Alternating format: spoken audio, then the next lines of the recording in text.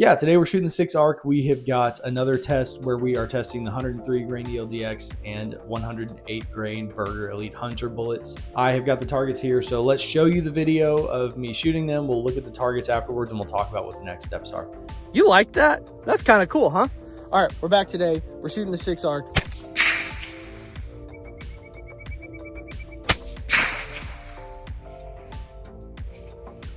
Man, that's sad, but kind of the nature of the game, I think. The magazine messed up those bullets. 28.1.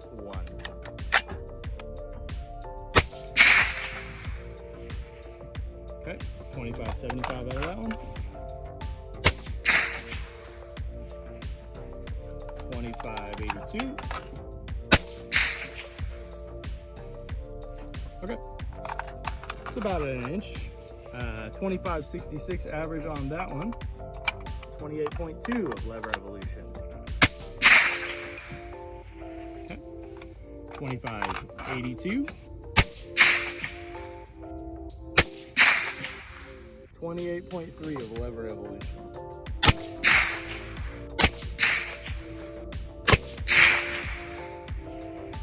All right, every single one of those went into the top group there. So 26.14 on the last one, standard deviation of 14.9. We're gonna start at 27.7, says it's a node.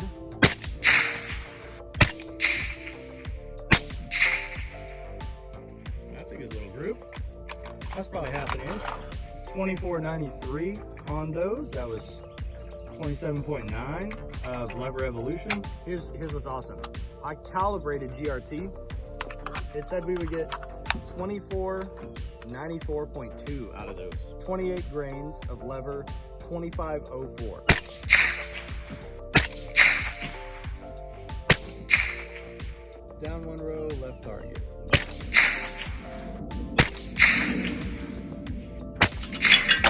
That one also went high, so we're gonna move down like 6 clicks here. This is 28.2, 25.24 is our number here.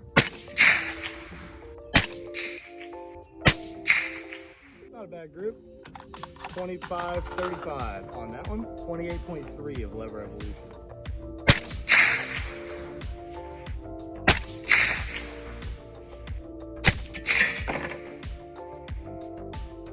All those went high and left. Let's check out this piece of brass that just popped out. 25.4. Brass looked fine on that one. Didn't really see any major issues.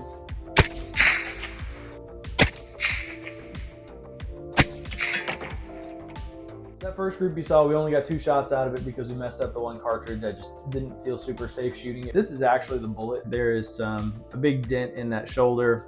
There's actually a couple there, and then the case is scraped up pretty bad. So it might have been fine if we shot it. It could have pushed out those edges. So we shot 2 rounds in that group. They're this 1.45 inch deal here. Again, not super impressive. So our actual cartridge overall length was 2.245, which is what's book recommended out of the 103 grain ELD-X at 27.3 grains of lever. And then we went up because 27.3 was a node in GRT to 28.1. So we really wanted to push it here. And we did see some big gains, almost 100 feet per second in speed. I was messing around with this one in GRT, and I have to tell you, I think this might just be our load for the year.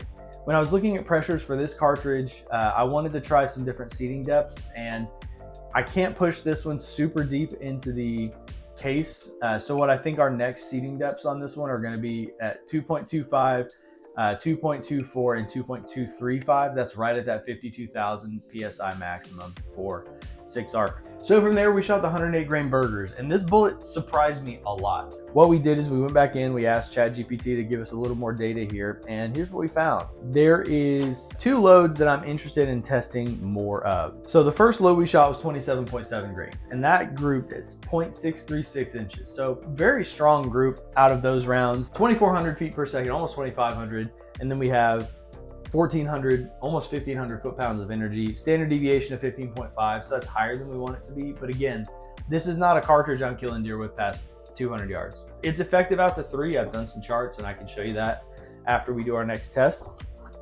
But all to say, I don't think we're gonna be killing deer at long distance. Again, it's a deer hunting cartridge. I like this one because it's at 28.1 grains of Leverevolution, so we have some room to kind of get compressed there and see if that compression can bring down the standard deviation, because we're at 11.8. So we're right at around in the 10 feet per second that a lot of shooters like to see, a lot of hand loaders like to see. What we're gonna do next with those is we're gonna test a couple of different seating depths with those and just see what works out best. The reasons I like that one, 6.6 foot per second standard deviation, and we're over 1,500 pounds of energy. So with this cartridge, I'm looking at about 1,500 foot-pounds of energy to be effective. Again, at 100 yards, we're gonna be shedding quite a bit of that, but the idea is if we can push a heavier bullet quickly, then we'll maintain a lot of that energy. So here's what I think we're gonna do with the Bergers. I think we're gonna test the 27.7 grains again. We're right at about 1,500 foot-pounds of energy, and we have some space to compress it a little bit.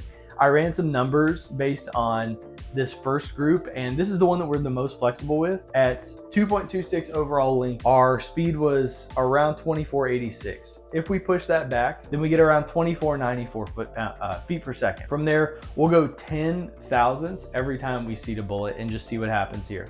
Well, I hope you enjoyed watching the video. Thanks for sticking around to the end. Please share this with a friend if you haven't already. If you're not subscribed, hit the subscribe button below. It will give you an opportunity to see when new videos are coming out.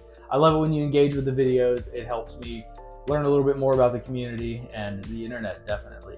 If you want to hang out for brass prep, let me know. I'm happy to go through my steps there too. All in all, I appreciate you sticking around, and we'll see you in the next one.